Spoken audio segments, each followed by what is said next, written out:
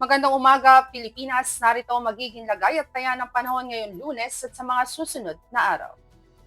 Patuloy pa rin ang pag-iral ng Intertropical Convergence Zone o ITCZ dito sa Mindanao, samantalang sa silangang bahagi ng Luzon, ganoon na rin sa Visayas, aasahan natin ang patuloy na pag-iral ng easterlies o mainit na hangin nagmumula sa dagat Pasipiko. Para sa magiging lagay at taya ng panahon, aasahan natin dito sa may Bicol Region, ganoon na rin sa Quezon, ang patuloy na maulap na kalangitan na may kalat-kalat na pag-ulan, pagkidlat at pagkulog dulot ng easterlies. Samantalang ang Metro Manila at ibang nalalabing bahagi naman ng Luzon, aasahan natin ang patuloy na bahagyang maulap hanggang sa maulap na kalangitan, ngunit may mga posibilidad pa din ng mga pulupulong pag-ulan na kuminsan ay may pagkidlat at pagkulog lalo na sa dakong hapon gabi. Para naman sa magiging agwat ng temperatura, aasahan natin maglalaro sa 25 to 34 degrees Celsius dito sa may Philippine Rise, samantalang sa Kawayan, aasahan natin ng 25 to 33 degrees Celsius.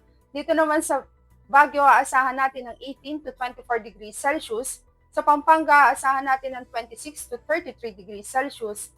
Dito naman sa Metro Manila, ganoon na rin sa Lipa, aasahan natin ng 26 to 34 degrees Celsius. Dito sa Legazpi, aasahan natin ng 26 to 31 degrees Celsius. At sa may Kalayaan Island, aasahan natin maglalaro ang temperatura sa 27 to 32 degrees Celsius. Sa Palawan, aasahan natin ang temperatura ngayong araw ay maglalaro sa 26 to 32 degrees Celsius.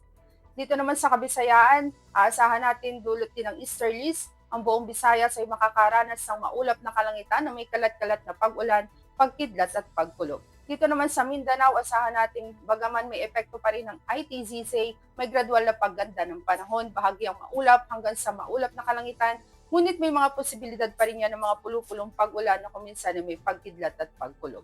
Para naman sa magiging agwat ng temperatura dito sa may Visayas, particular na yan dito sa may Tacloban, aasahan natin maglalaro ang temperatura sa 26 to 32 degrees Celsius. Dito sa Mactan, aasahan ng 25 to 32 degrees Celsius at sa Iloilo, asahan maglalaro ang temperatura sa 27 to 32 degrees Celsius. Dito naman sa Mindanao, particular na sa Cagayan de Oro City, aasahan ng 24 to 33 degrees Celsius. Sa Davao, aasahan ng 25 to 32 degrees Celsius. At dito sa Zamboanga, asahan naman ang agwat ng temperatura ay maglalaro sa 25 to 33 degrees Celsius. Para naman sa magiging taya ng panahon pagsapit ng araw na Lunes hanggang Huwebes, aasahan pa rin natin ang generally fair weather, bahagyang maulap hanggang sa maulap na kalangitan.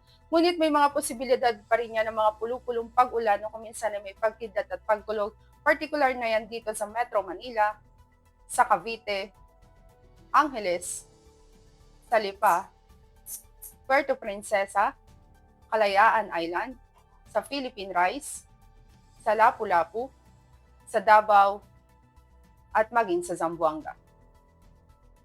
Ang araw ay sumikat kanina 0527 at asahan naman natin lulubog sa ganap na 1826. Para naman sa ating moon illumination, meron tayong 74% decreasing. At yan ang latest update natin sa weather at para manatiling updated sa lagay at taya ng panahon, i-follow lamang ang Air Force Weather Center sa aming mga social media accounts. Sa ngalan ng aming commanding officer na si Colonel Alvin John Cugador, FAP GSC, I'm Sergeant Jessa C. Cuenca, Weather Forecaster ng Air Force Weather Center. Muli, magandang umaga, Pilipinas.